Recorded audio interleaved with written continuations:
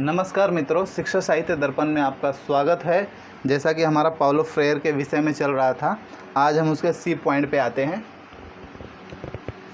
फ्रेयर के शैक्षणिक दृष्टिकोण, फ्रेयर्स एजुकेशनल व्यू। सी पॉइंट है पाउलो फ्रेयर्स मेथोडोलॉजी। ये जो इन्होंने डायलॉग मेथड के विषय में बताया, उसकी विधि क्या है, उसकी मेथोडोलॉजी क्या है, उसके पीछे पाउलो फ्रेयर का कौन सा विचार कार्य करता है, उसके विषय में हम आज पढ़ेंगे। तो पहला पॉइंट है दोस्तों, कक्षा में पाउलो फ्रेयर पद्धति को लागू करने के लिए तैयार किया गया कोई सूत्र नहीं है। अभी तक कई शिक्षकों के लिए शायद यह सबसे बड़ी मुश्किल है। जो पाउलो फ्रेयर ने अपनी थ्योरी बताई, उस पर कोई निश्चित सूत्र न होने के कारण जब शिक्षक इस डायलॉग विधि का प्रयोग करते हैं तो वो असमंजस की स्थिति में भी आ सकते हैं। पहला पॉइंट है। दूसरा है, शिक्षक को शैक्षिक प्रक्रिया की पारंपरिक अवधारणाओं से मुक्त होना होगा। जो पारंपरिक प्रक्रिया होती है कि शिक्षक ज्ञान देता है और बच्चे ज्ञान ग्रहण करते हैं, उससे बाहर निकलना होगा और शिक्षक ज्ञान का एकमात्र स्रोत है, उसे भुलाना होगा और इसे सीखने का तरीका एकमात्र अभ्यास है।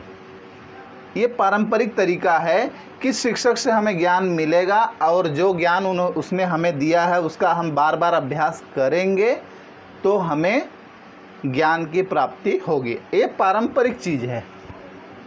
अच्छा, इसका इस्तेमाल करने के लिए फ्रेयर पद्धति का अभ्यास करना होगा। अगर इस चीज़ को बदलना है तो फ्रेयर महोदय ने जो डायलॉग मेथड के विषय में बताया है, उस पद्धति को अपनाना पड़ेगा। कौन सी पद्धति है, ये चौथे पॉइंट में बड़ी क्लियर कट समझाया उन्होंने। क्या समझाया है? सिद्धांत और अभ्यास। सिद्धांत और अभ्यास ये अविभाज्य है। कैसे हैं? सिद्धांत अभ्यास का एक क्षण है।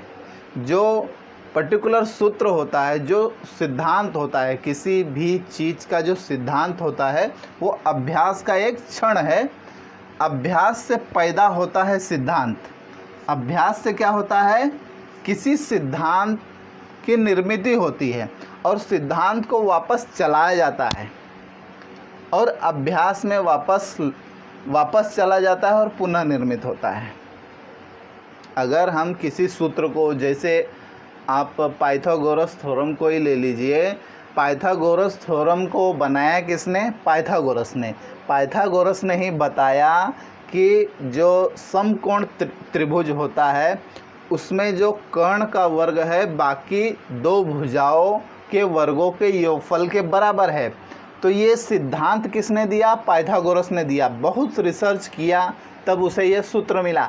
और अब जो है आज की पीढ़ी तक वो जो समकोण त्रिभुज का जो सूत्र है, पाइथागोरस प्रमेय, जो पाइथागोरस सिद्धांत है, उसे अभ्यास में लाया गया और अभ्यास में अब तक उसका प्रयोग चल रहा है।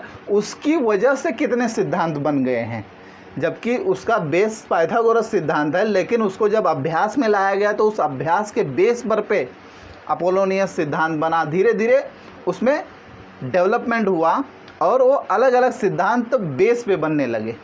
तो दोस्तों वही चीज़ पाउलो फ्रेयर बता रहे हैं कि सिद्धांत और अभ्यास अविभाज्य है, इसे अलग नहीं किया जा सकता। सिद्धांत अभ्यास का एक क्षण है। अभ्यास से पैदा होता है सिद्धांत और सिद्धांत को वापस चलाया जाता है। अभ्यास में वापस चला जाता है वो सिद्धांत और पुनः निर्मित होता है। पुनः निर्मित मतलब नए नए सिद्धांतों का वो बेस बन जाता है। पांचवी चीज़ बताई उन्होंने, कार्यवाही प्लस रिफ्लेक्शन। कार्यवाही मतलब जो चर्चा होगी, रिफ्लेक्शन मतलब जो चर्चा से और अनुभव जो प्रभाव निकलता है तो एक सूत्र का निर्माण होता है। उस सूत्र को प्रॉक्सिस नाम दिया गया है अकॉर्डिंग टू पाउलो फ्रेयर। उन्होंने क्या सूत्र दिया है कि शिक्षा की एक अवधारणा होती है, ठीक उसी प्रकार ज्ञान की प्राप्ति की प्रक्रिया की भी एक अवधारणा होती है। फिर समझ लें कि कार्यवाही और रिफ्लेक्शन से प्रॉक्सिस नामक उन्होंने सूत्र दिया, तो उसी प्रकार शिक्षा की एक अगर अवधारणा है तो ज्ञान प्राप्ति की प्रक्रिया की भी एक अवधारणा है। ऐसा पाउलो फ्रेयर महोदय ने कहा है। छठवां उन्होंने बताया, इस पद्धति का सबसे महत्वपूर्ण नियम यह है, अब भी मेन नियम आ रहा है, कि सीखने की प्रक्रिया में लिमार्स विषय है, लिमार्स से उन्होंने शब्द दिया है, विषय है वस्तु नहीं है। सीखने की प्रक्रिया में लिमार्स, जैसे प्रॉक्सिस उन्होंने शब्द दिया वैसे उन्होंने लिमार्स शब्द दिया, विषय है परंतु वस्तु नहीं है, और जैसा कि उन्हें अपने भाग्य के विषय होने चाहिए न कि वस्तुओं के। मतलब जैसे कि लिमार्स उन्होंने बताया है ये शब्द, इसका मतलब ये हुआ कि सीखने की प्रक्रिया में विषय है, वो विषय वस्तु नहीं है। सातवां उन्होंने बताया, सीखने और सिखाने की प्रक्रिया को शिक्षक छात्रों के मध्य एक निरंतर वार्ता द्वारा विकसित किया जाता है। शिक्षक और छात्र जब निरंतर वार्तालाप करते हैं एक दूसरे के साथ नहीं, शिक्षक जब छात्र से, छात्र जब छात्र से अपने अनुभवों को शेयर करता है और वार्तालाप के द्वारा नए अनुभव और नए सिद्धांत बनकर निकलते हैं। तो दोस्तों, आज हमने पाउलो फ्रेयर के मेथोडोलॉजी के विषय में पढ़ा, और इसमें अगला पॉइंट जो है शिक्षक की भूमिका है वो हम अगले लेक्चर में लेंगे। तो दोस्तों, आज के लेक्चर में इतना ही। जो मेरे वीडियो को देख रहे हैं कृपया लाइक करें, शेयर करें, सब्सक्राइब करें। बहुत ही इम्पोर्टेंट ये लेक्चर है और परीक्षाओं में बार बार पूछा जाता है, क्योंकि ये नई चीज़ है।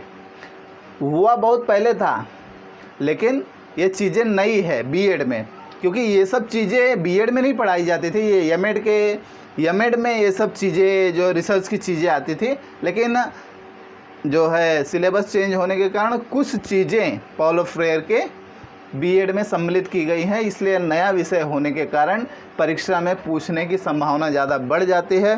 तो दोस्तों, मिलते हैं अगले वीडियो में, तब तक के लिए नमस्कार, धन्यवाद।